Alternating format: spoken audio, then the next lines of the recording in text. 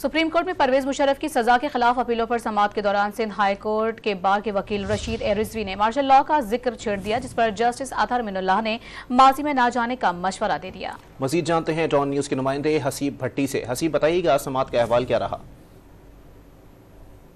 جی دیکھیے، آج کی جو سماعت تھی بنیادی طور پر جو سابق مارشل لاء ایڈمنسٹریٹر تھے اور صدر تھے پرویز مشرف، ان کے وکیل کی طرف سے جو اپیل تھی اس حوالے سے ان کے لواحقین سے پتہ کر کے عدالت کو بتانا تھا، لیکن ایسا تو نہ ہوا۔ لیکن چونکہ احمد خان اور سندھ ہائی کورٹ کے وکیل رشید رضوی نے دلائل اس کے ساتھ ساتھ دینے شروع کیے، تو اس پر آج اس کا تذکرہ شروع ہو گیا پرویز کے مارشل لاء کا ذکر، جس پر اطہر من اللہ نے کہا کہ رشید رضوی صاحب ماضی میں کب تک جائیں گے۔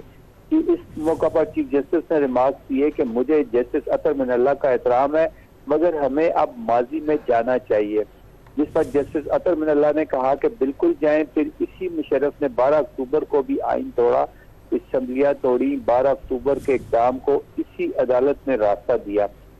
مشرف مارشل لاء کو قانونی کہنے والے ججوں کا بھی ٹرائل ہونا چاہیے۔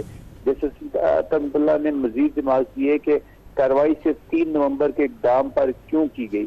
3 نومبر کو صرف ججوں پر حملہ ہونے پر کارروائی ہوگی تو پھر ٹرائل کا سوال اٹھے گا۔